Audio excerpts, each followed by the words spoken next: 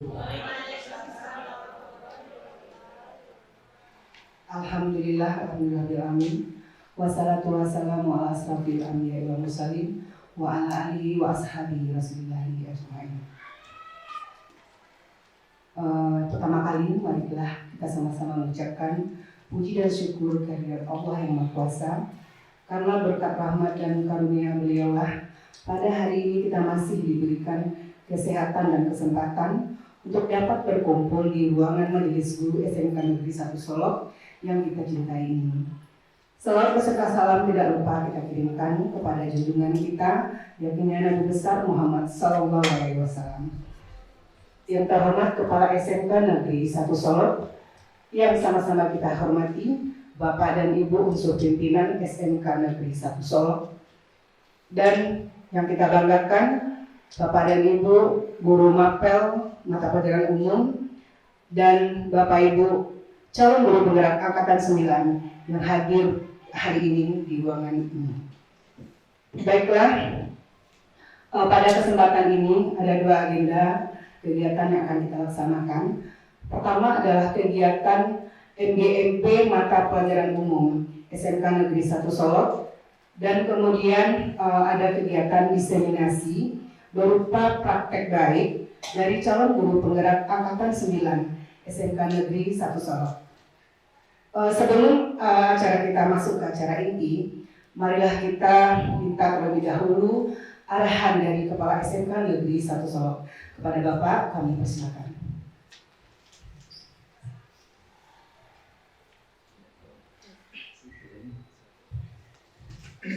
Bismillahirrahmanirrahim. Assalamualaikum warahmatullahi wabarakatuh. Alhamdulillahirrahmanirrahim. Wassalatu wassalamu ala asrafil anbiya'i wal mursalin wa ala alihi wa sahbihi ajma'in. Kita selalu bersyukur kepada Allah, kita masih diberi nikmat yang berlimpah dan hidup sehat dan berkesempatan. Mungkin ada di antara kawan-kawan kita tidak sempat hadir hari ini walaupun harusnya hadir. Jadi itu ada hal tertentu, mudah-mudahan tetap hal baik saja. Dan kita mohon kepada Allah untuk salat kepada Nabi sebagai kepada Nabi Muhammad Sallallahu Alaihi Wasallam. Allahumma shalli ala sayyidina Muhammad wa ala sayyidina Muhammad. Bapak Ibu, Bapak sekolah yang kesempatan hadir, saya hormati Ketua Program, Ketua Bidang yang pertama Pak Diada yang bergabung, kemudian Bapak Ibu peserta PGP Pendidikan Guru Penggerak angkatan 9 dan anggota MGMP mata pelajaran umum yang berbahagia hormati. Bapak Ibu yang kami hormati, pertama saya sampaikan ribuan terima kasih kepada kita semua sudah hadir bersama-sama dalam rangka mengikuti kegiatan praktik baik dan MGMP. Mana yang duluan sama itu Bapak Ibu. Ya. Kedua-duanya adalah demi kita dan demi murid kita, demi sekolah kita. Makanya saya sampaikan ribuan terima kasih kepada kita semua yang sudah hadir bersama-sama. Mudah-mudahan yang belum hadir sebentar lagi pada datang yang harusnya hadir. Kemudian tentu kepada penyelenggara terutama ini sangat kita bangga melaksanakan kegiatan ini dengan harapan bahasan kita di kesempatan ini apapun bentuknya sukses hendaknya bahasan kita tersebut dan bermanfaat kepada kita sebagai pendidik, sebagai guru dan terhadap murid kita imbasnya nanti otomatis kepada sekolah dia akan berpengaruh besar. Bapak Ibu yang kami hormati, ada dua sekarang yang melakukan MGMP di depan tadi juga OTKP sedang melaksanakan. Saya rasa juga belum selesai, ada beberapa bahasan juga. Dan sekarang kita yang mata pelajaran umum tambah guru calon guru penggerak yang masih pendidikan. Bapak Ibu yang kami hormati, dalam hal ini saya juga sekali lagi berterima kasih dan mohon maaf mungkin di dalam kegiatan ini ada yang tidak terfasilitasi dengan baik. mungkin ada kegiatan Bapak Ibu datang sini, terutama peserta pendidikan guru penggerak. Ketika ketemu mungkin ada saya tanya, tapi saya melihat langsung itu jarang, karena mungkin tidak ada kesempatan. Yang jelas saya tahu informasinya, alhamdulillah sampai saat ini kegiatan itu tetap berjalan dengan lancar. Ya, mudah-mudahan sampai tuntas nanti selesai dananya. Kemudian Bapak Ibu, saya juga berharap ya, hari ini MGMP mata pelajaran umum, bahasanya tentang apa Bu ini? PMM. Alhamdulillah, saya juga akan menyampaikan itu. PMM itu harus sebenarnya kita isi, harus kita ikuti, karena disitulah kita dapat belajar lebih jauh. Sama halnya dengan CGP. CGP banyak di antara rekan-rekan kita yang menyatakan atau mengemukakan beratnya itu, ya, berat. Ternyata tadi pagi saya bercerita dengan beberapa orang kawan, berat di awal, ternyata setelah dilalui alhamdulillah lumayan menyenangkan sebenarnya. Ya, kadang-kadang kan mengemuka beratnya saja. Yang namanya kita berusaha tentu ya ada beratnya. Waktu yang jelas. Bagaimana kita memilah-milah waktu. Terbukti kawan-kawan yang sudah selesai, yang lagi melaksanakan proses, dan yang akan melaksanakan proses. Nah, mudah-mudahan ini termotivasi dengan apa yang sudah kita dengar dari kawan-kawan yang sudah mengalami. Oke, termasuk yang PP. PP itu Pak Asi yang sudah mengalami. Ya Pak Asi, dan CGP kita yang kemarin itu angkatan 6 ada yang lulus untuk calon pengajar praktik.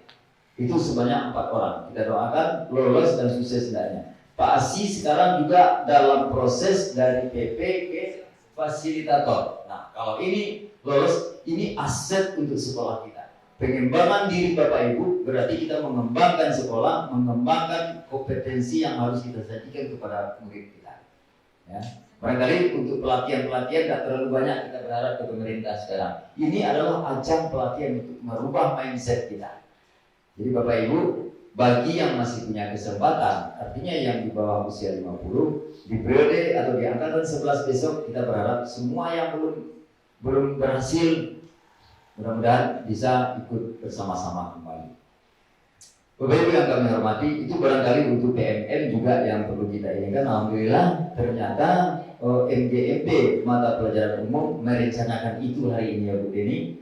Mudah-mudahan banyak hal yang terbahas, terselesaikan PMM-nya itu sampai mendapatkan sertifikat.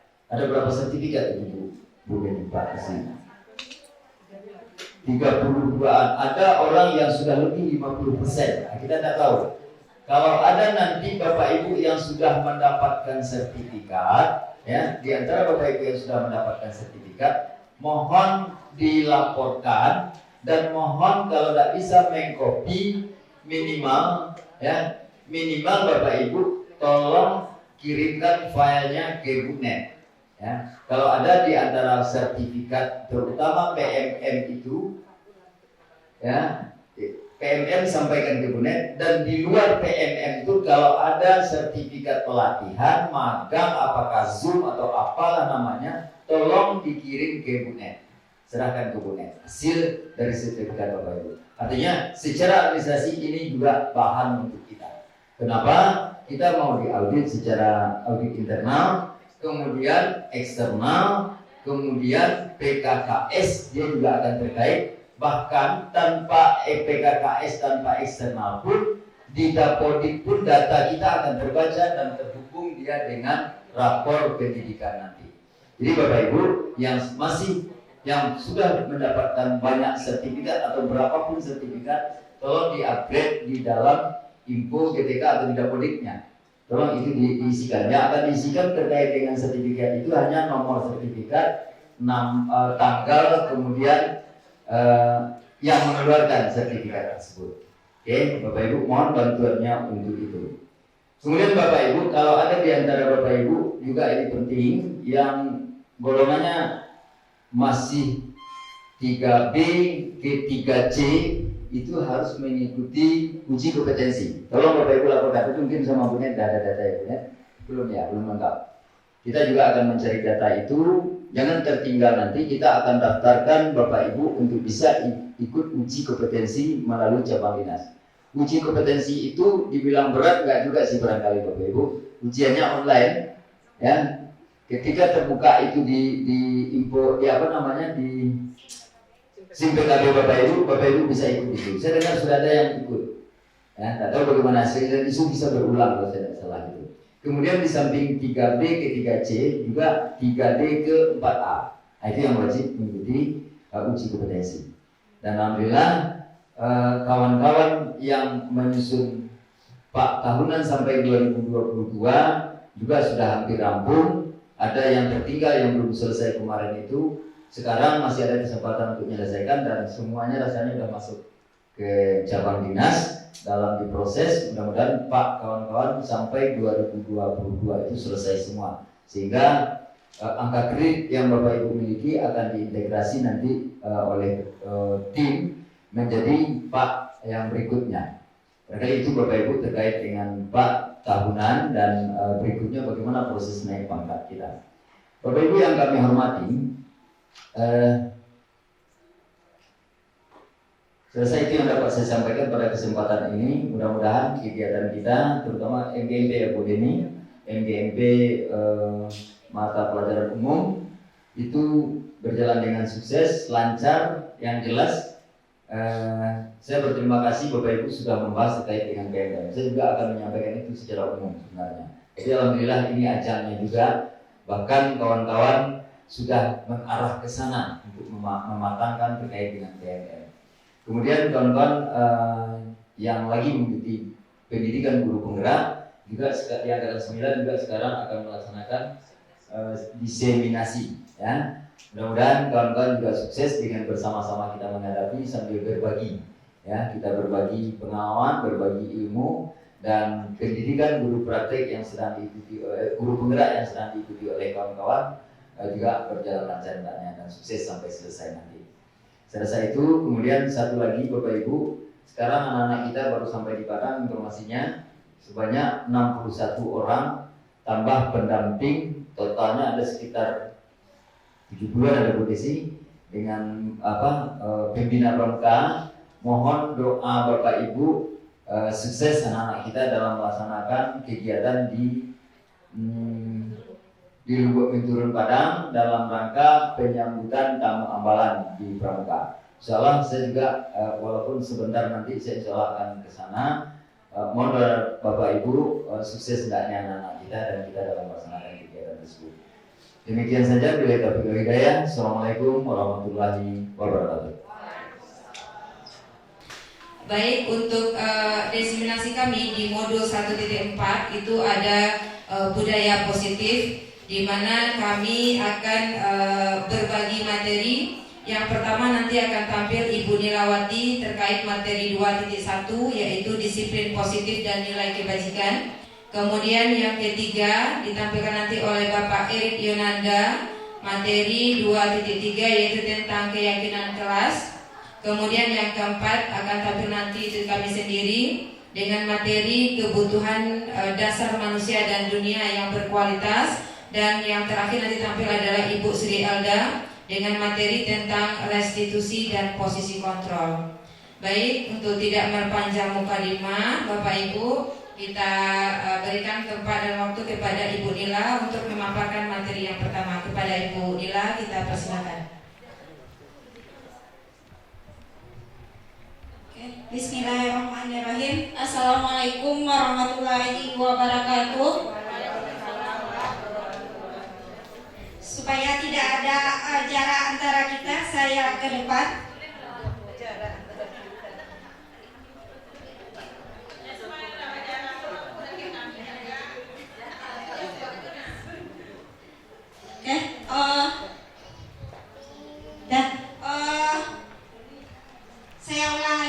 Saya ulangi lagi. Assalamualaikum warahmatullahi wabarakatuh. Waalaikumsalam warahmatullahi wabarakatuh. Pertama saya ucapkan terima kasih kepada Bapak dan Ibu mau bersedia memberikan waktunya atas berbagi praktek dengan CGT Angkatan 9. Dan sebelumnya saya mau menyapa Bapak Ibu. Pagi Bu. Pagi Bu. Saya maunya pagi. Pagi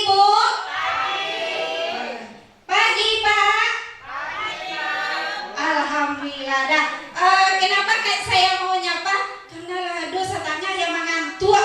Nah, baiklah, dalam berbagi praktek baik saya ini, saya mendapatkan materi yaitu mengenai disiplin positif dan nilai-nilai kebajikan. Dan saya mereview kemarin penginbasan oleh Bapak Rudi Utomo yaitu mengenai penguatan dengan kurmer. Masih ingat Bapak Ibu? Apa yang digarisbawahi oleh Bapak tersebut?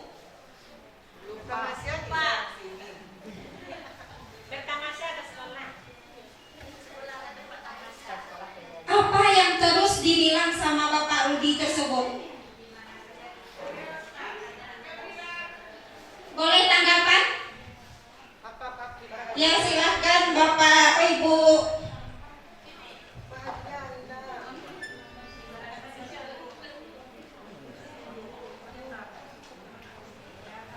Ya, silakan Ibu Baya.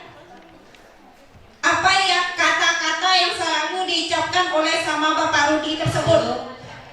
Yang masih saya ingat, kalau nggak salah ya Bapak Ibu, di mana saja kita berada itu merupakan tempat kita yang kita senangi. Sekian, terima kasih. Ya, terima kasih Ibu Baya.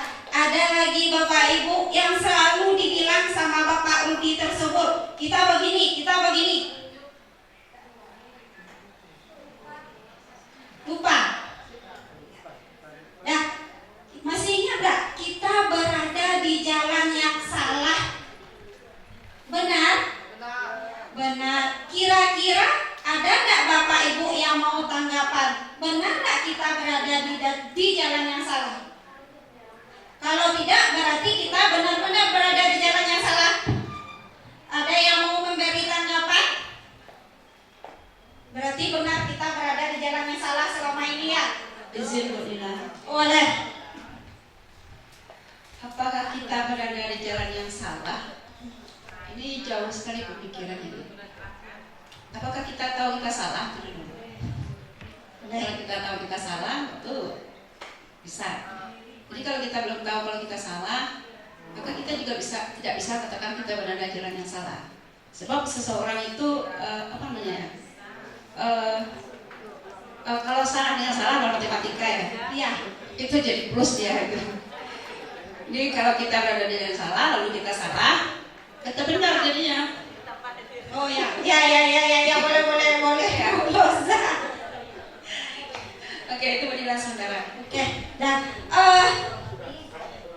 kita kemarin dibilang kita di jalan yang salah. Dan dari sana saya belajar jadinya Ibu Bapak. Apa itu?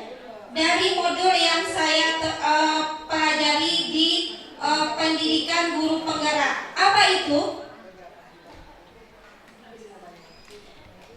Filosofi pemikiran Ki Hajar Dewantara. Jadi, guru itu menuntun segala kekuatan kodrat yang ada pada anak-anak itu agar mereka sebagai manusia dan anggota masyarakat yang dapat mencapai keselamatan dan kebahagiaan yang setinggi-tingginya.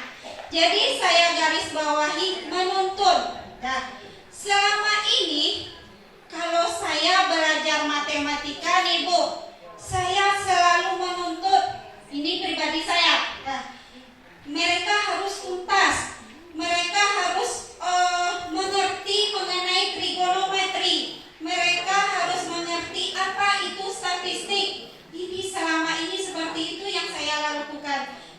Jadi saya stres sendiri. Kenapa? Setelah ulangan harian, persentase ketuntasannya tidak sampai 20%. Kemudian saya wanti-wanti, apakah saya salah selama ini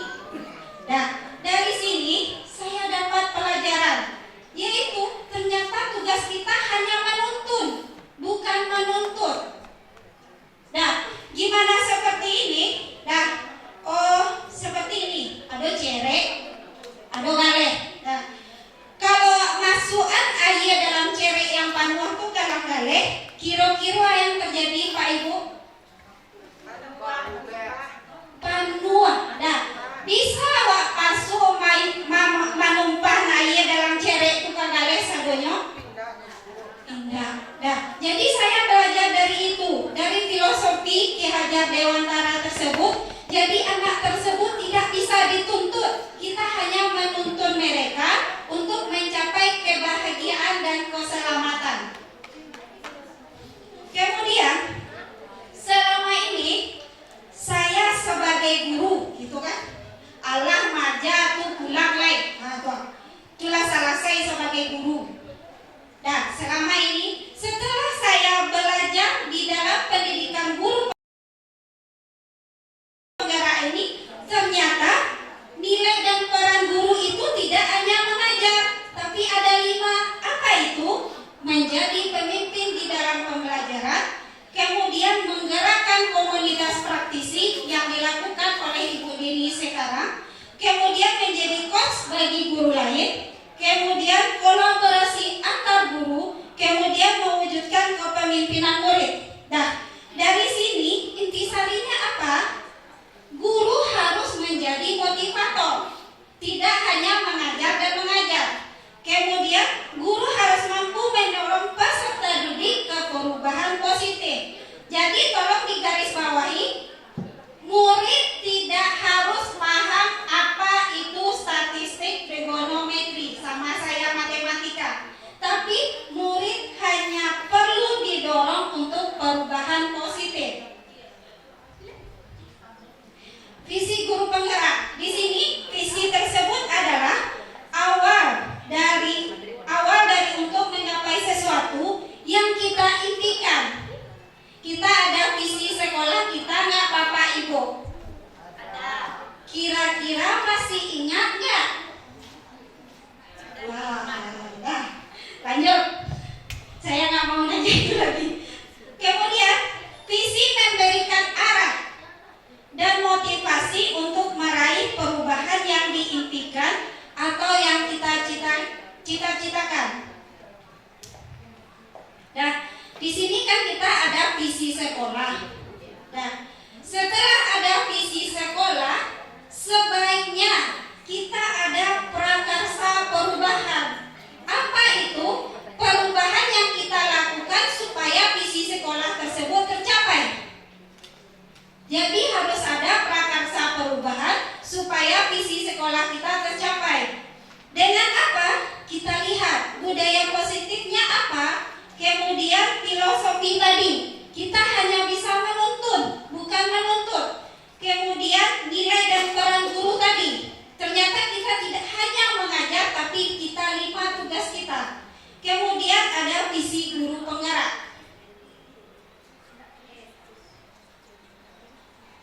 Lanjut. Nah, sekarang saya minta Ibu dan Bapak yang duduk berpasangan saling berhadapan.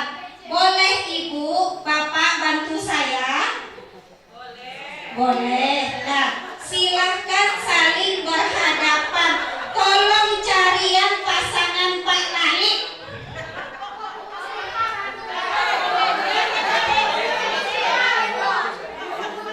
Tolong carian pasangan Pak Talib. Pade.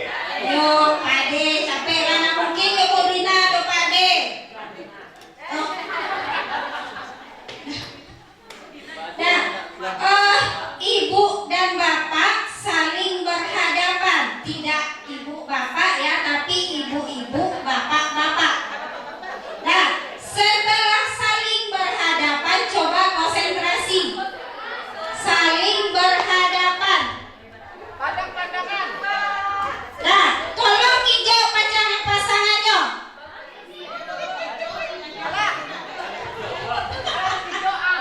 Nah, lanjut. Durasi mas keteknya dikasih. Nah, lanjut. Nah, sekarang sebelah kiri dari tempat saya berdiri ini, coba kepalkan sebuah tangan. Di dalam tangan ibu dan bapak tersebut tersimpan sesuatu yang benar-benar ibu inginkan, yang sangat diinginkan. Sebelah kiri dari saya. Nah, yang benar-benar bapak ibu inginkan. Kemudian sebelah kanan saya, coba buka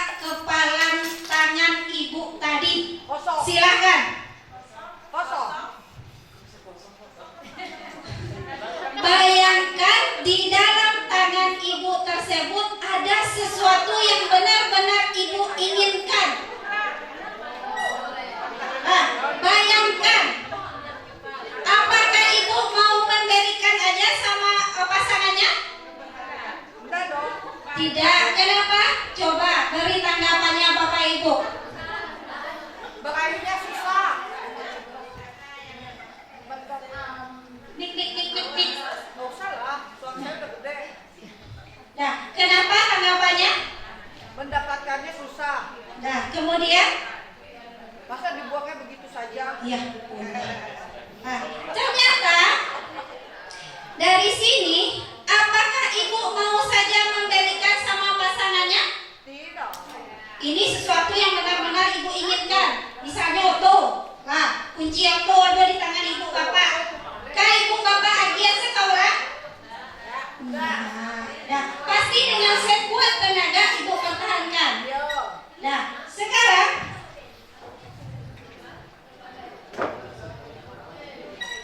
coba ibu rayu yang di sebelah kanan saya untuk membuka kepalanya. Gimana ibu merayu pasangannya supaya membuka kepalanya? Ibu, pagi ibu. Pagi ibu. Alhamdulillah. Nah, coba ibu rayu yang di sebelah kanan saya untuk membuka kepalanya. Halo Beb. Lagi dong Beb, apa sih sini Beb? Halo Beb. Cetek ya Beb. Nah, kira-kira ibu bapak bisakah ibu yang membukanya langsung membukanya? Tidak. Kenapa?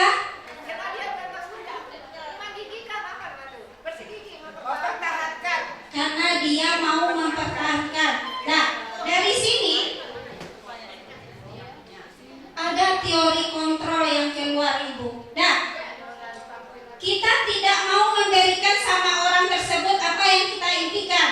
Nah, apakah kita dengan senang hati memberikan sama orang? Tentu tidak. Nah, di sini kita ada teori kontrol namanya. Apa itu? Ternyata yang mengontrol kita itu adalah diri kita sendiri, bukan orang lain. Orang lain tidak bisa mengontrol kita. Sama dengan murid ibu-ibu, kita tidak bisa mengontrolnya. Nah, kenapa? Mungkin Nawa bisa mengontrol sesaat itu yang namanya ilusi. Ilusi guru memberikan kontrol. Kemudian kritik, kita pernah mengkritik anak kan? Nah, kemudian membuat orang merasa bersalah. Pernah murid kita buat merasa bersalah? Pernah. Nah, tapi itu hanya ilusi. Kenapa? Efeknya sangat luar biasa. Nanti kita bahas sama Bu Desi. Kemudian penguatan positif, efektif dan bermanfaat itu hanya ilusi aja. Kemudian orang dewasa memiliki hak untuk memaksa. Bisa? Tidak. Ternyata itu hanya ilusi. Durasi. Kemudian stimulus respon, kemudian teori kontrol. Yang saya garis bawahi di sini, saya bisa mengontrol orang lain. Mungkinkah? Tidak. Ternyata dalam teori kontrol tersebut, Anda tidak bisa mengontrol orang lain. Benar Ibu Bapak? Benar. Lanjut. Disiplin positif. Nah, di dalam teori kontrol ini, Anda tidak bisa mengontrol orang lain. Kemudian hanya Anda yang dapat mengontrol. Kemudian semua perilaku memiliki tujuan. Kemudian nanti ini akan dibahas sama Ibu Desi, Pak Ad, kemudian Ibu Sri Elda. Nah, disiplin. Biasanya disiplin Ibu Bapak ngapain? Apakah di sana ada memaksa? Nah, itu kita disiplinkan dengan push up, berlari. Ternyata disiplin itu artinya belajar, bukan memberi hukuman. Jadi tolong kita mendisiplinkan siswa bukan dengan cara hukuman, tapi kita beri dia belajar supaya dia melaksanakan apa yang kita inginkan. Lanjut. Nah, di sini ada nilai-nilai kebajikan universal. Apa itu? Kita P5. P5 masih ingat Ibu? Apa itu Ibu Bapak? Project pelajar. Project penguatan. Project pelajar. Project Pancasila. Berbalik, proyek Nah, seperti itu kira-kira.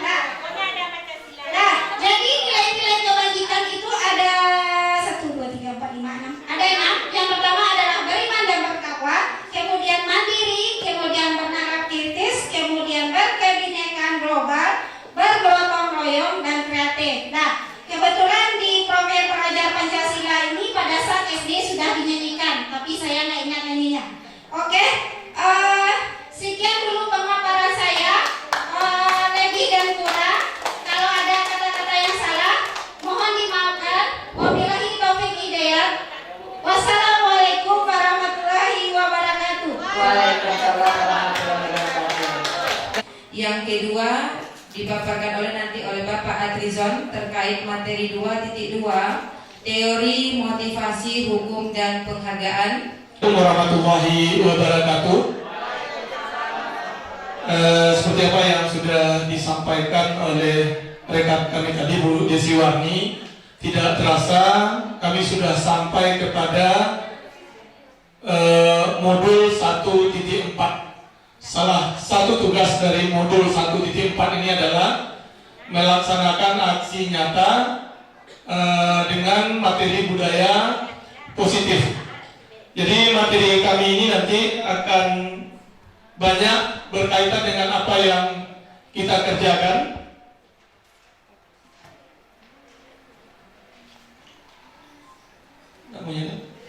Yaitu tentang teori motivasi manusia, hukuman dan penghargaan. Jadi kalau kita lihat dari kebiasaan kita di sekolah maupun pada waktu kita melakukan pelaksanaan proses belajar mengajar, inilah yang paling banyak kita gunakan, yaitu hukuman dan penghargaan. Ternyata dari dua persoalan yang kita kerjakan selama ini, kenyataannya adalah banyak yang salah. Itu sebabnya pada penjelasan ini bagaimana kita bisa untuk memperbaiki diri kita dalam melaksanakan praktek pembelajaran. Lalu kita lihat dari pengertian motivasi. Yang pertama kita lihat motivasi adalah usaha yang didasari untuk menggerakkan dan menjaga tingkah seseorang agar ia terdorong untuk bertindak melakukan sesuatu sehingga mencapai hasil dan tujuan tertentu. Lalu kalau kita lihat dari motivasi belajar itu adalah kekuatan mental yang menjadi penggerak belajar yang berupa keinginan, perhatian, kemauan, atau cita-cita. Mari kita tanyakan ke diri kita sendiri pada saat ini, bagaimana kita berperilaku? Mengapa kita melakukan segala sesuatu?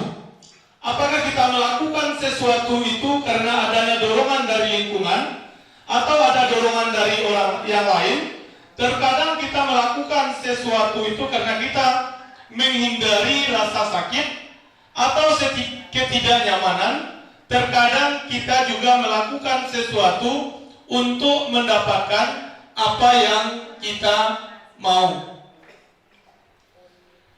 Lalu bagaimana menurut Anda? Pernahkah Anda melakukan sesuatu untuk mendapatkan senyuman dari orang lain? Lalu selanjutnya, untuk apa mendapatkan hadiah? Lalu, untuk apa kita mendapatkan uang? Ya, apalagi kira-kira alasan orang untuk melakukan sesuatu itu. Lalu,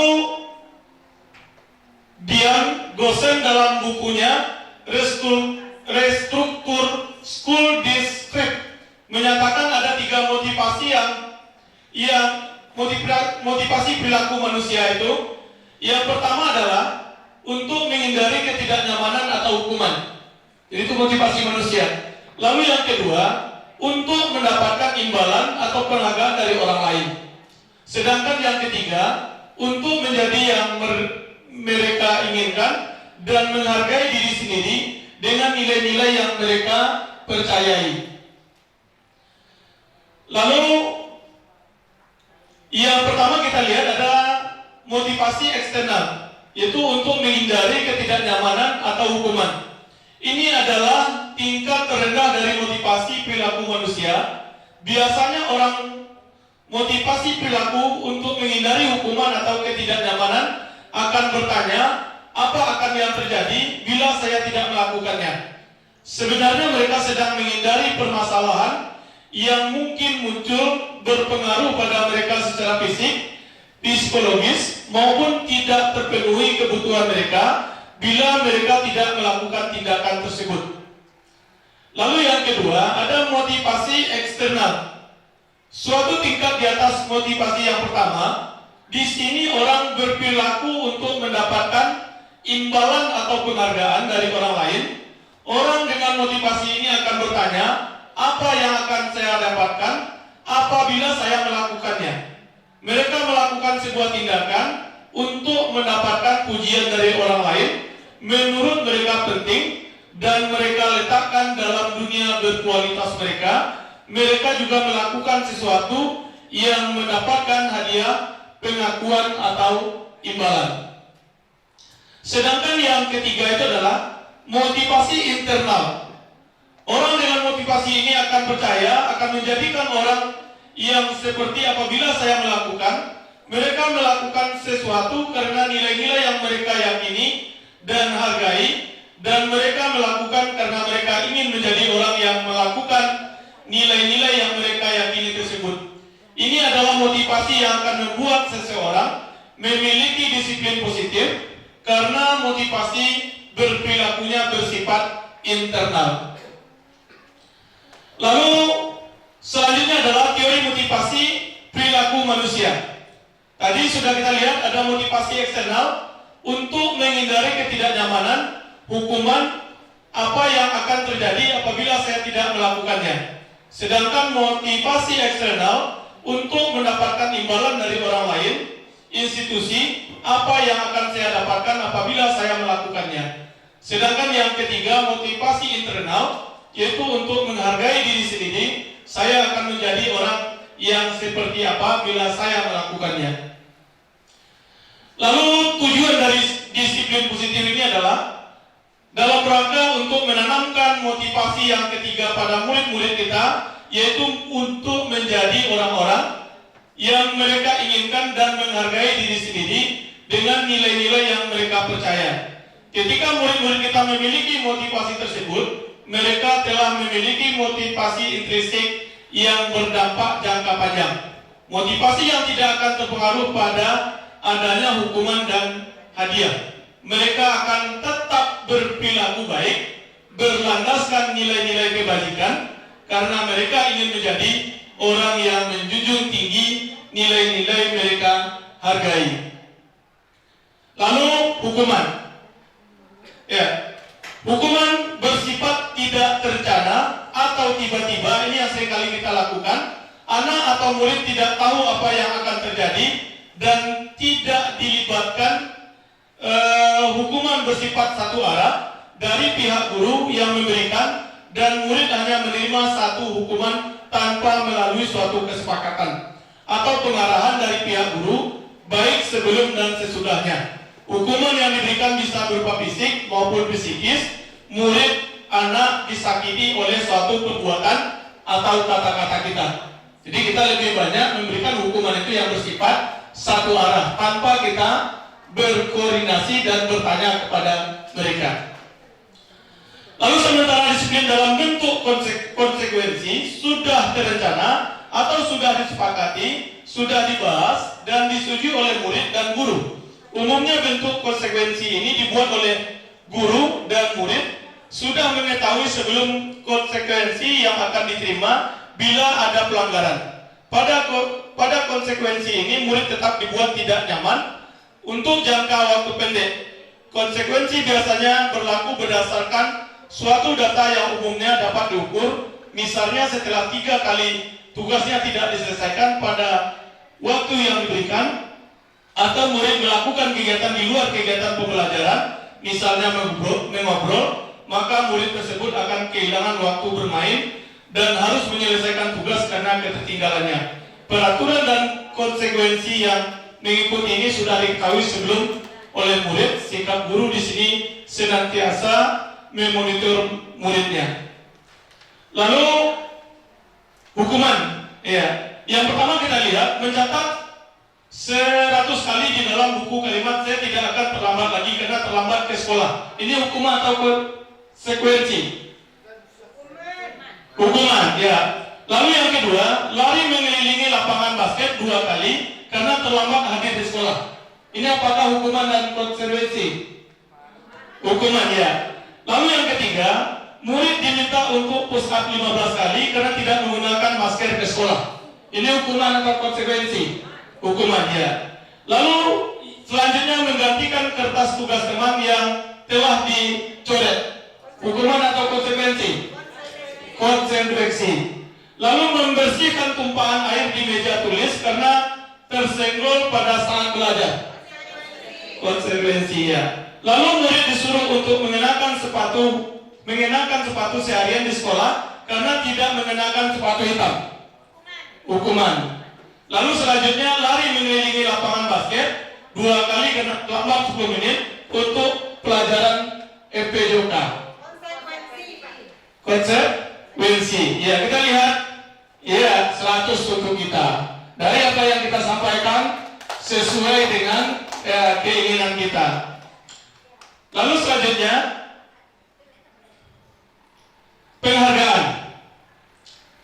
Saat kita berulang kali menjanjikan hadiah kepada anak agar berperilaku bertanggung jawab, atau kepada seorang murid agar mempelajari sesuatu yang baru, atau kepada seorang karyawan agar melakukan pekerjaan yang berkualitas, kita sedang berasumsi mereka tidak dapat melakukan atau mereka tidak akan memilih untuk melakukannya. Lalu kita lihat kasus Ibu Anas, guru kelas 2 SD, mendapatkan masalah murid-muridnya tidak bisa tertib berdiri antrian di depan pintu kelas dan selalu berebutan masuk ke dalam kelas setelah jam istirahat usai. Ini tentu sangat mengganggu proses pembelajaran, di mana kelas tidak dapat mulai tepat waktu karena Bu Anas sibuk menerangkan murid-muridnya untuk waktu cukup lama. Akhirnya Bu Anas berpikir cepat dan mengandalkan stiker bintang. Setiap murid-murid akan masuk ke dalam kelas usai jam istirahat. Bu Anas akan mengiming-imingkan murid-muridnya dengan stiker bintang. Siapa yang dapat berdiri lurus dan berbaris rapi antri di depan pintu tanpa bintang dari Ibu Anas. Lalu sebagian besar murid menyambut tantangan tersebut dan langsung berdiri rapi di depan pintu agar mendapatkan stiker bintang. Hal ini terus dilakukan oleh Bu Anas selama beberapa minggu karena cukup berhasil membuat murid-murid yang berdiri rapi antri di depan pintu, sampai pada suatu saat Bu Anas sakit dan terpaksa digantikan oleh Pak Heru. Pak Heru tidak mengetahui tentang stiker bintang dan benar saja pada saat mau masuk kelas usai jam istirahat, murid-murid kelas 2 kembali berebutan masuk kelas. Apa yang terjadi dan mengapa? Nah, lalu kalau kita lihat dari Apikor, mengemukakan baik penghargaan maupun hukuman adalah cara-cara mengontrol perilaku seseorang untuk menghancurkan potensi pembelajaran yang sesungguhnya. Menurut Ko, secara ideal tindakan belajar itu sendiri adalah penghargaan sesungguhnya. Kon selanjutnya juga mengemukakan beberapa pernyataan dari hasil pengamatannya selama ini tentang tindakan memberikan penghargaan yang nilainya sama dengan menghukum seseorang. Ya, pengaruh motivasi, hukuman, dan penghargaan. Yang pertama kita lihat, penghargaan itu bisa merusak hubungan. Lalu yang kedua, penghargaan menurunkan kualitas. Lalu selanjutnya, penghargaan mematikan kreativitas. Lalu penghargaan merupakan hukuman, dan penghargaan tidak efektif. Motivasi dari dalam diri atau intrinsik.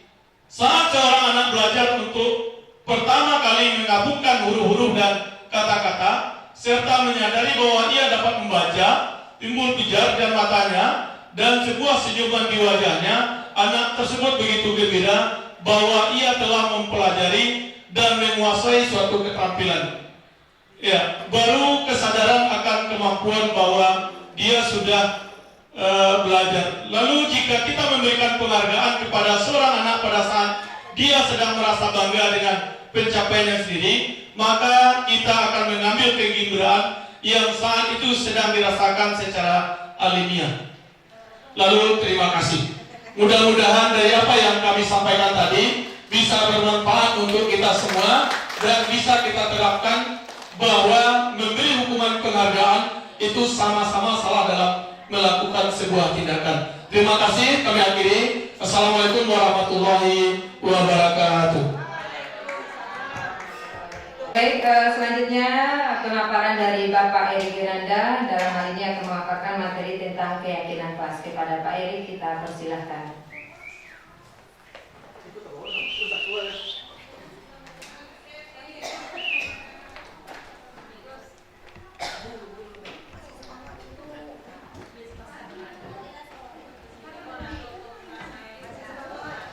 Masih semangat Ibu, Pak. Kadija Sulang.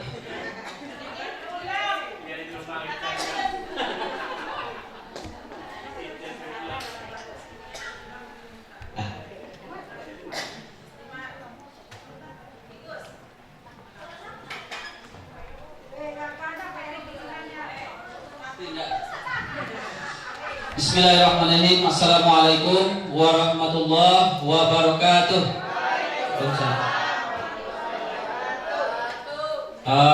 Terima kasih atas waktunya di sini. Saya akan berbagi. Saya akan mencoba untuk memaparkan materi tentang dalam rangka diseminasi penerapan budaya positif di lingkungan sekolah.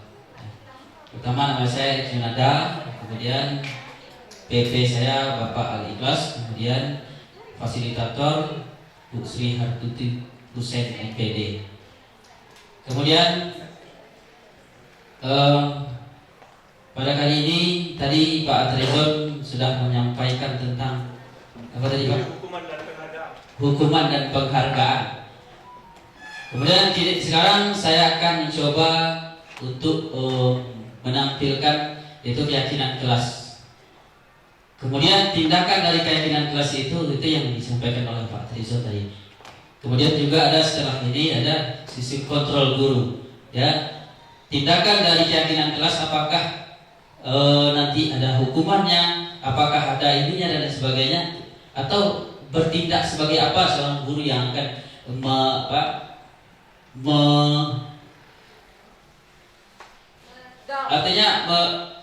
tindakan guru setelah itu. Setelah keyakinan kelas dibuat, kemudian tidak dilakukan oleh siswa, nanti akan ada tindakan guru. Apakah hukuman, manajer, atau dia bertindak sebagai tim mana? Nanti akan dijelaskan lebih jelas oleh ibu kita. Yang jelas sekarang kita akan bentuk dulu keyakinan kelas. Saya merasa keyakinan kelas ini setiap kita perlu. Karena apa? Sebelum kita mengajar, kalau tidak ada keyakinan kelas, saya rasa siswa itu tidak tahu akan apa yang menjadi kriteria kita.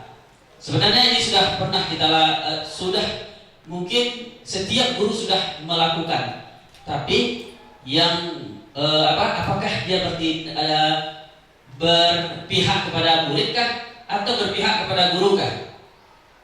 Yang selama ini kalau saya pribadi sebelum saya mulai pembelajaran itu saya memberikan suatu aturan-aturan atau penilaian-penilaian itu sesuai dengan kehendak saya.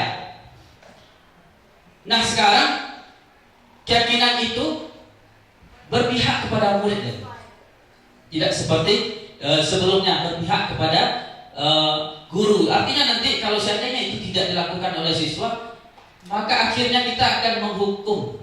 Yang disampaikan oleh Bapak tadi, menghukum nanti.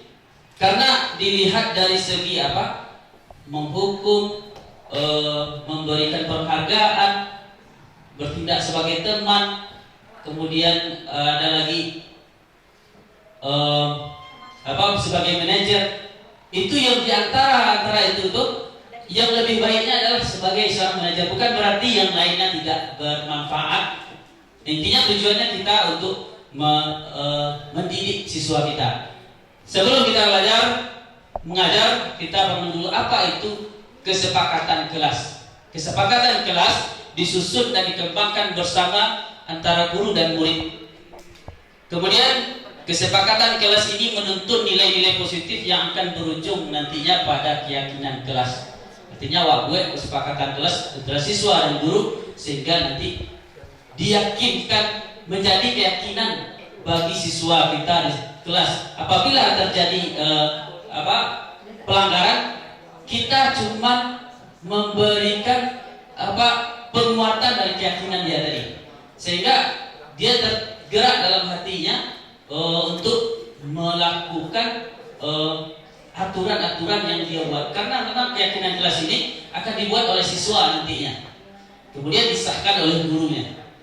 Sehingga ketika dia tidak melanggar aturannya sendiri, dia akan dapat kontrol diri. Artinya tidak guru lagi yang mengontrol dia. Kalau guru yang ngontrol cenderung dia itu siswa kita atau murid kita konflik. Artinya ketika wakil peraturan dilanggar, awak berang penyok, sehingga timbullah semacam apa? Semacam tidak senang dia untuk dihukum, tidak senang. Kemudian diberi tugas banyak banget, senang dia. Pasti itulah efeknya dari hukuman tadi. Kemudian keyakinan kelas merupakan kesepakatan kelas yang diyakini bersama oleh guru dan murid selama proses pembelajaran. Kita lanjut.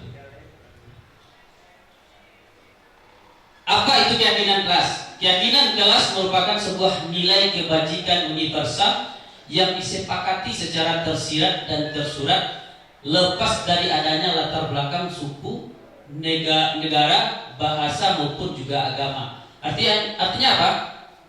Nilai kebajikan di sini itu sudah universal, sudah apa? Tidak asing lagi. Ya, di dalam agama apapun itu mengakui itu suatu nilai kebajikan yang tidak ada pertentangannya. Artinya sudah umum. Itu yang menjadi latar belakangnya.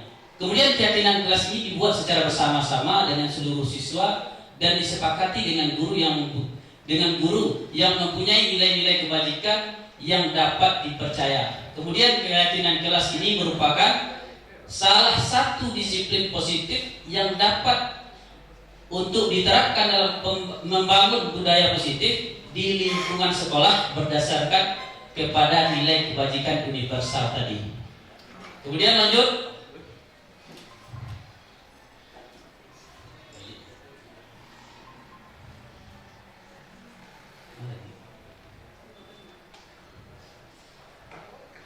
Pembentukan keyakinan kelas. Yang pertama, keyakinan kelas ini bersifat abstrak daripada peraturan yang lebih rinci dan konkret. Artinya mencakup. Biasanya ini menggunakan kata-kata yang umum. Kemudian keyakinan kelas ini berupa pernyataan-pernyataan universal. Kemudian pernyataan keyakinan kelas senantiasa dibuat dalam bentuk positif. Dihilangkan kalimat-kalimat negatifnya. Artinya apa? Ketika keyakinan kelas itu disiplin, maka kita tidak boleh terlambat. Yang tidak boleh terlambat itu kita hilangkan. Datang tepat waktu. Mungkin yang tidak boleh tadi dihilangkan. Itu kalimat positif yang dimaksud. Kemudian keyakinan kelas hendaknya tidak terlalu banyak sehingga mudah diingat dan dipahami oleh sebuah warga kelas. Lanjut, keyakinan kelas sebaiknya suatu yang dapat diterapkan di lingkungan tersebut. Kemudian semua warga kelas hendaknya ikut berkontribusi dalam pembuatan keyakinan kelas lewat kegiatan curahan pendapat. Artinya memang warga sekolah kelas itu yang yang mengeluarkan pendapat yang mana dasarnya itu nilai kebajikan universal tadi. Kemudian bersedia meninjau kembali keyakinan kelas dari waktu ke waktu. Artinya kadang-kadang keyakinan kelas kita mungkin ada kurangnya. Dari semester ke semester kita perbaiki dan kita perbaiki.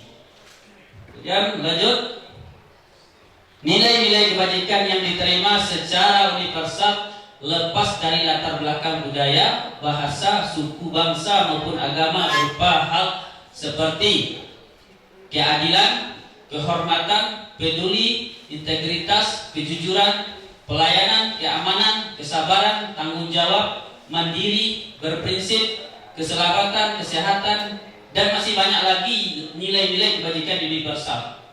Contohnya taat dalam beragama. Mungkin di dalam itu mungkin ada selain dari agama Islam mungkin ada, tapi dia bagaimana dia taat dalam beragama mereka masing-masing. Contohnya kalau Islam dia sholat, dalam Islam dia berzakat, dalam Islam itu secara umumnya taat beragama.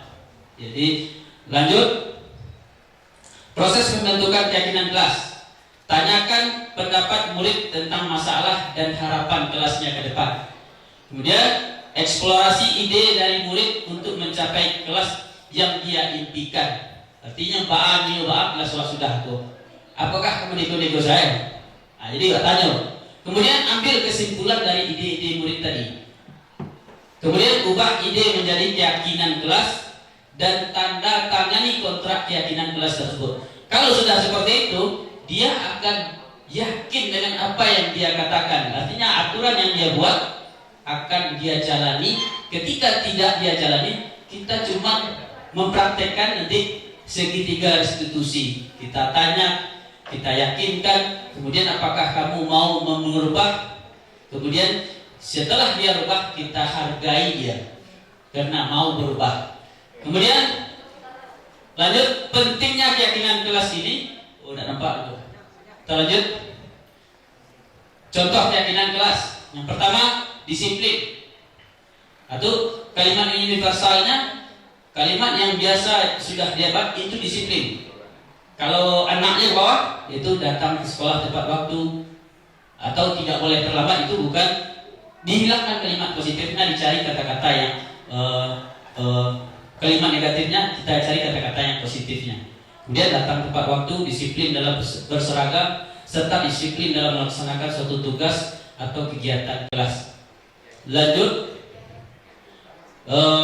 kalimat universal yang lainnya itu saling hormat, menghormati dan menyayangi. Contohnya, menyayangi semua guru, bekerja sama terhadap teman, saling menghargai dan membiasakan sapa, senyum, salam, sopan dan santun.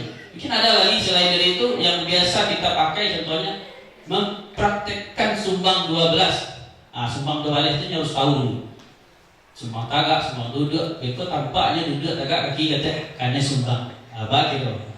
Di situ dia akan kembali ke dirinya. Dia akan sumbang.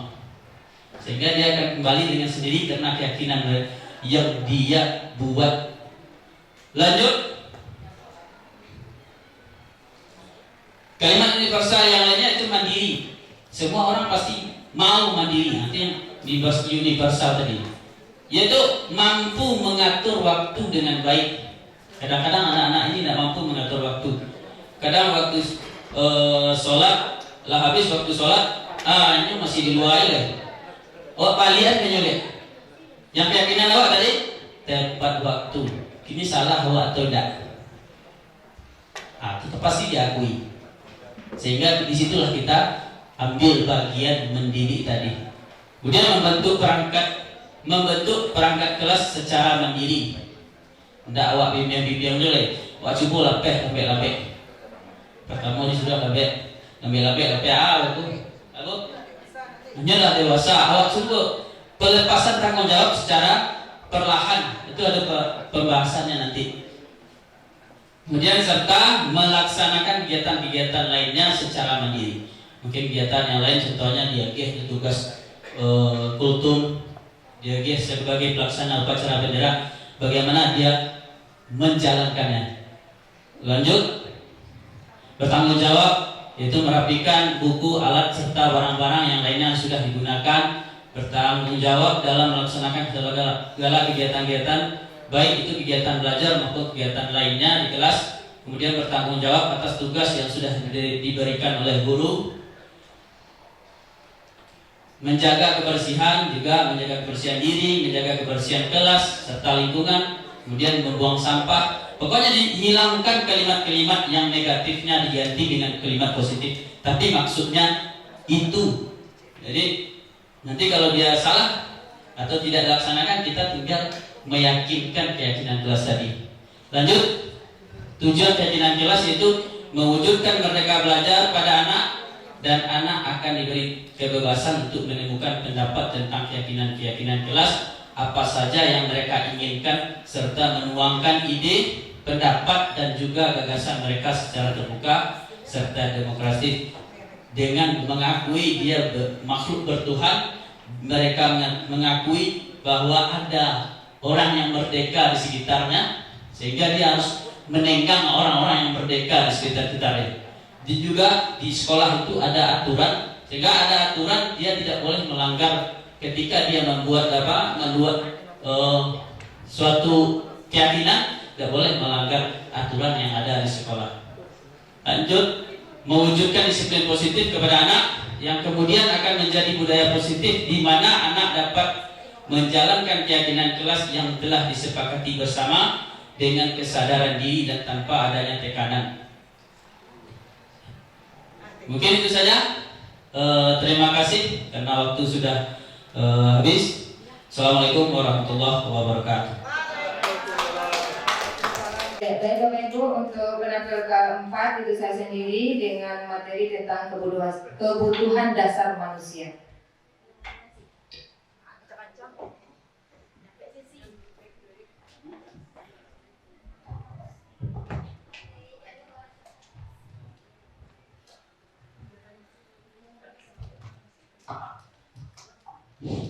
Gimana Bapak Ibu, masih semangat Bapak Ibu semuanya? Semangat. Ya, hari ini kita berbagi sedikit ya yang kami dapatkan. Baik, saya mungkin tidak lama-lama Bapak Ibu. Di sini saya mendapat materi yang keempat tentang kebutuhan dasar manusia. Kalau di awal Ibu tuh tahunya kebutuhan pokok. Nah, lihat punya kebutuhan pokok, bareh, sambah, itu aman dunia. Nah, begitu juga Bapak Ibu nanti di murid kita ya Bapak Ibu. Oke, saya Desi Warni dengan materi kebutuhan dasar manusia. Di sini saya dibimbing oleh ibu fasil saya yaitu Ibu Yosi Sufrida. Kemudian fasil saya Ibu Sri Hartuti Husen. Ibu PP ya, maaf salah ketik. Kemudian perkenalan rasanya tidak perlu. Oke, lanjut Bapak Ibu, kebutuhan dasar seperti tadi yang disampaikan bahwa kebutuhan dasar manusia adalah sesuatu yang dibutuhkan oleh manusia untuk mempertahankan keseimbangan fisiologi maupun psikologisnya. Jadi dengan kebutuhan dasarnya terpenuhi, seimbang antara fisik dan jiwanya. Nah, kita juga percaya Bapak Ibu bahwa murid kita memiliki tujuan di balik perilaku mereka. Salah satunya adalah untuk memenuhi kebutuhan dasar mereka. Jadi apapun yang dilakukan oleh murid kita Bapak Ibu itu dalam rangka memenuhi kebutuhan dasarnya.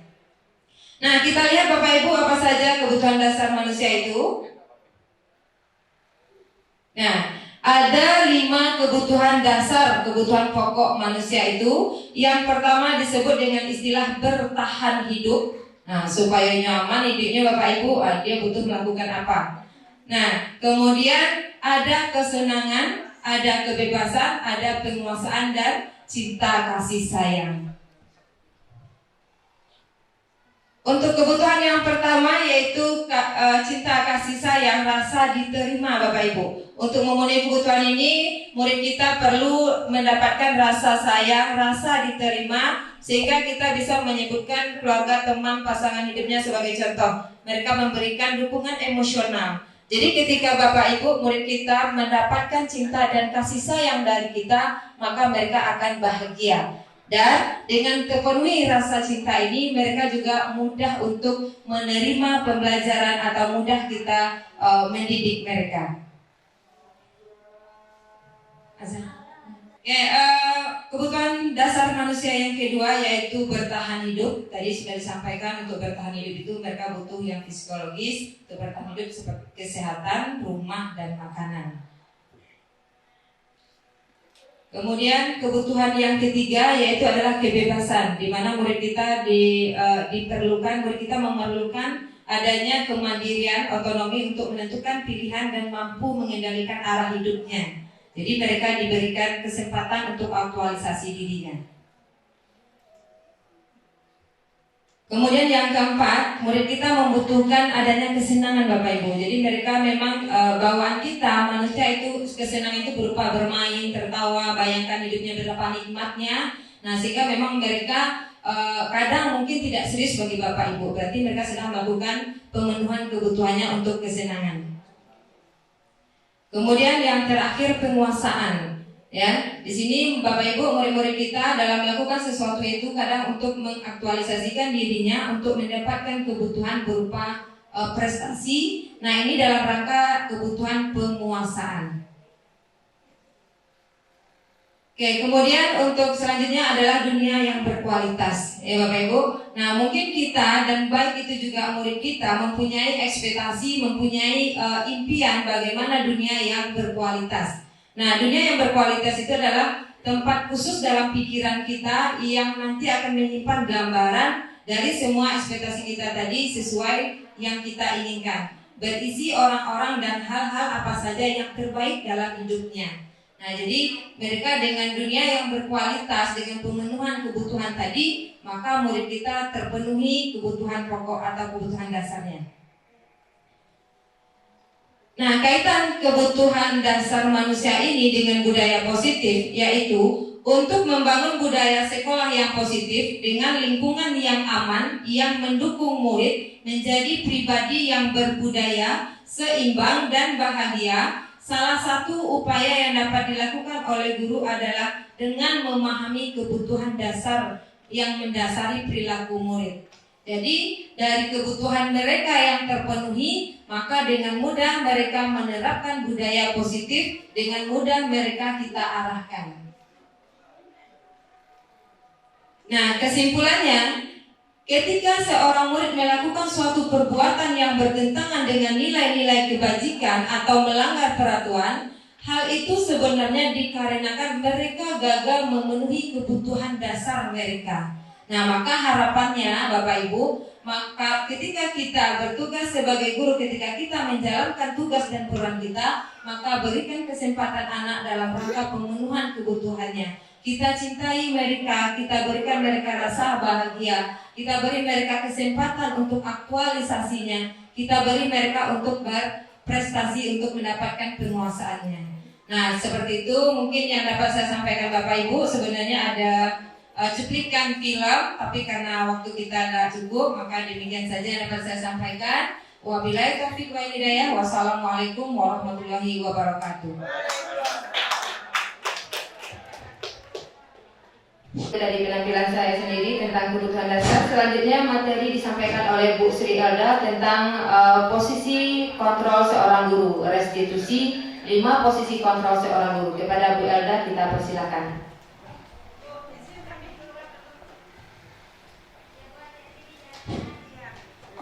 Akhirnya sampai giliran saya Bapak Ibu. Terima kasih bagi Bapak Ibu yang masih bertahan sampai di sini. Semoga apa yang kita lakukan hari ini menjadi amal ibadah buat kita semua, karena demi kemajuan murid-murid kita. Assalamualaikum warahmatullahi wabarakatuh. Dan baiklah, di sini saya akan menyampaikan materi itu tentang posisi kontrol guru. Yang pertama,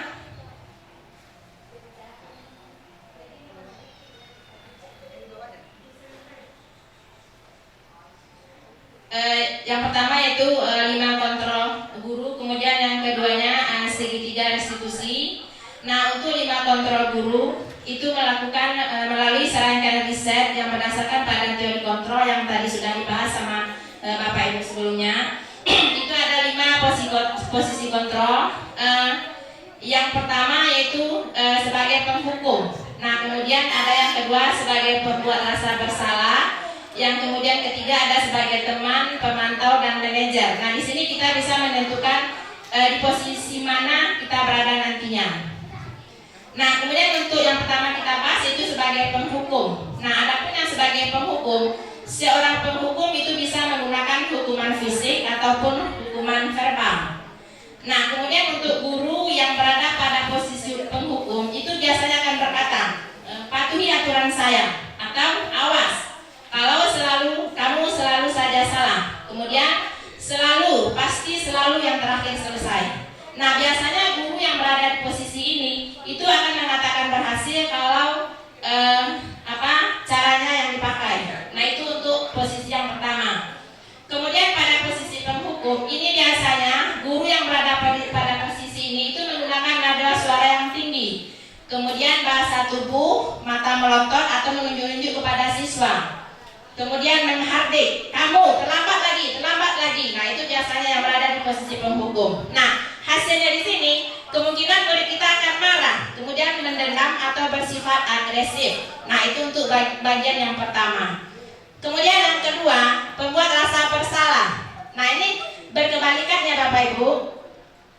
Kalau tadi pada posisi penghukum itu kita menggunakan nada suara yang tinggi. Nah, pada yang pembuat rasa bersalah itu kita biasanya akan bersuara lebih lembut. Nah, biasanya kata-kata yang keluar itu ibu sangat kecewa sekali dengan kamu. Kemudian berapa kali bapak harus memberitahu kamu ya? Gimana?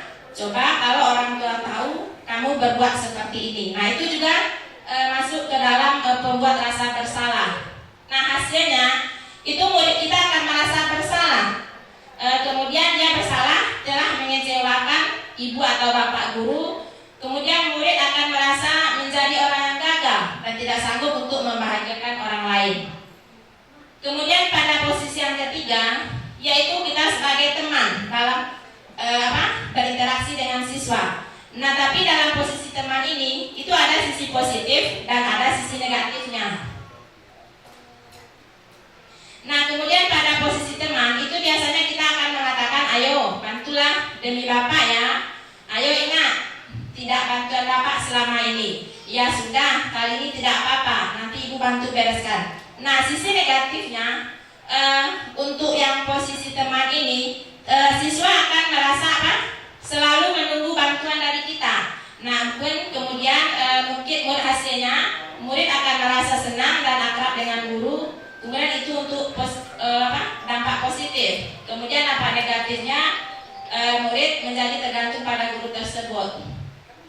Kemudian yang keempat itu posisi pemantau. Nah, pemantau itu berarti mengawasi. Pada saat kita mengawasi, kita bertanggung jawab atas perilaku orang-orang yang kita awasi. Nah, untuk pertanyaan yang diajukan itu biasanya peraturannya apa? Kemudian apa yang telah kamu lakukan? Kemudian sanksi atau konsekuensinya apa? Itu untuk posisi pemantau. Yang terakhir di sini adalah posisi manajer. Nah, mudah-mudahan kita semua di sini bisa nantinya sebagai seorang manajer. Nah, di mana posisi manajer ini, di mana guru berbuat sesuatu bersama dengan murid. Artinya kita tidak langsung memberi hukuman. Kita berbuat sesuatu bersama dengan murid, mempersilahkan murid, kemudian mempertanggungjawabkan perilakunya, mendukung murid agar dapat menemukan solusi atau permasalahannya sendiri. Nah, kemudian ini untuk ringkasannya itu ada penghukum, pembuat rasa bersalah, teman, pemantau dan manajer. Nah, mudah-mudahan kita tidak berada di posisi penghukum atau pembuat rasa bersalah. Kita akan berusaha untuk menjadi yang manajer. Nah, ini Bapak Ibu. Nah, kemudian untuk posisi manajer ini, nah ini ada kurang jelas ya Bapak Ibu. Nah, dampaknya ini ada yang telah disampaikan oleh Bu Desi tadi. Itu ada nanti kaitannya dengan dunia berkualitas. Itu di dunia impian. Nah, kalau kita berada di posisi penghukum, itu murid akan meletakkan kita di luar dunia berkualitas. Kemudian kalau posisi pembuat rasa bersalah, itu murid akan letakkan guru di dalam dunia berkualitas, kemudian untuk teman, pemantau, dan manajer juga. Nah, kemudian dampaknya pada murid, yang pertama kalau kita sebagai penghukum, dia akan mengulangi kesalahan. Seperti tadi yang saya katakan, dia itu akan marah atau dendam, karena kita selalu memberikan hukuman. Kemudian yang kedua, itu pembuat rasa bersalah, itu murid akan merasa rendah diri. Kemudian yang ketiga, dampak pada murid kalau kita berposisi sebagai teman, itu murid tidak mandiri atau tergantung kepada gurunya. Kemudian yang keempat, itu menitik beratkan kepada sanksi atau hadiah untuk dirinya. Dan yang terakhir, kalau kita berposisi sebagai manajer, itu kita bisa murid bisa mengevaluasi diri, bagaimana cara memperbaiki diri, bagaimana cara memperbaiki dirinya sendiri. Nah, kemudian untuk segitiga restitusi ini adalah materi yang terakhir, yaitu suatu proses dialog yang dijalankan oleh guru atau orang tua agar dapat menghasilkan murid yang mandiri dan bertanggung jawab. Artinya kita menyelesaikan suatu permasalahan itu dengan menggunakan segitiga restitusi dengan 3 langkah berikut. Yang pertama, menstabilkan identitas, kemudian validasi tindakan yang salah, dan yang terakhir itu menanyakan keyakinan, seperti keyakinan kelas yang tadi sudah disampaikan oleh Bapak Erik. Nah, terima kasih, mungkin itu saja dari saya. Assalamualaikum warahmatullahi wabarakatuh. Baik Bapak Ibu, itu kan dari kelima penampil langsung. Jadi boleh dari salah satu dari kami yang 5 sudah tampil, boleh Bapak Ibu berikan masukan atau pertanyaan. Kepada Bapak Ibu kami persilakan. Bapak Ibu sebagai sekarang narasumber kita nih selaku peserta. Di sini saya tadi sudah sangat banyak menerima informasi dan pembelajaran. Ada 5 materi tadi yang dipaparkan. Ternyata tugas peran guru itu sangat banyak, mulai dari pemimpin pembelajaran, motivator, kemudian ada juga sebagai apa tadi, praktisi. Nah ini praktisi juga ada. Nah di sini agak sedikit mengganjal bagi saya. Untuk program guru penggerak ini itu kita sudah sampai angkatan 9. Ini Bapak Ibu sekarang angkatan 9. Udah mulai dengan angkatan 1 itu saya angkatan 1 dulu mengikuti kayak eksaminasi ini saya ikuti. Tapi saya itu agak vakum kemudian baru mengikuti sekarang ini. Nah, yang menjadi realita bagi kita dari sekian banyak angkatan, terkadang pendidikan guru penggerak ini hanya sebatas untuk memperbanyak kosakata. Kalau saya rasa kayak gitu. Itu kan karena saya sebelumnya belum terjun. Ternyata banyak sekali pembelajaran di sana. Nah, jadi sebenarnya di sini saya cuma membagi harapan kita kalau seandainya kita sudah mendapatkan pendidikan, apalagi pendidikan guru penggerak, ternyata banyak ini yang harus dilakukan oleh seorang guru. Jangan sampai nanti kita seakan-akan melepaskan tangan kita dari siswa yang kita bina. Contohnya kayak gini. Kalau misalnya dengan program ini ataupun tanpa program ini membuat seorang guru tidak betah di kelas, nah apakah itu kita sudah berada di jalan yang benar seperti yang ditanyakan oleh Bu Mila tadi? Karena kita kan sering mendapati kelas-kelas kita itu masih banyak kosong di saat jam PPR. Dan kalau kita telusuri lagi, nah itu kebanyakan kita yang sudah mendapatkan ilmu dan pemahaman mengenai guru penggerak ini gitu. Jadi makanya di sini saya sangat berharap kita semua bisa menerapkan apa yang ilmu sudah kita dapatkan ini, bukan hanya sekedar menambah kosakata, kemudian kalau kita jabarkan kita paham, tapi aplikatifnya saya mohon maaf sebenarnya sangat minim saya lihat. Sekian, terima kasih. Terima kasih Pak Ade. Oke, ini mungkin masukan harapan beliau, di mana tadi beliau sudah mengatakan dari awal mengikuti diklat atau melihat program guru penggerak ini, pro dan kontranya terlihat hanya guru untuk diklat menambah kosakata.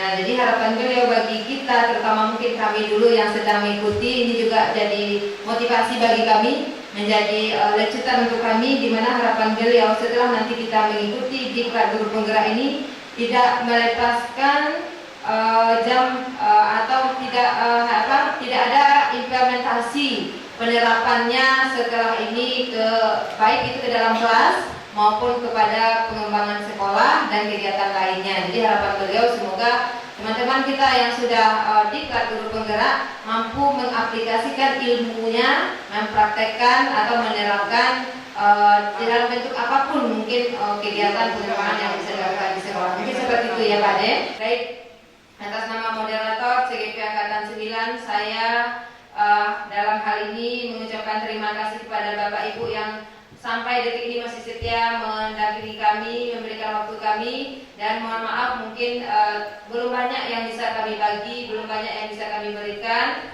Namun jika ada kesalahan kami minta maaf. Wabillahi taufiq wal hidayah. Wassalamualaikum warahmatullahi wabarakatuh.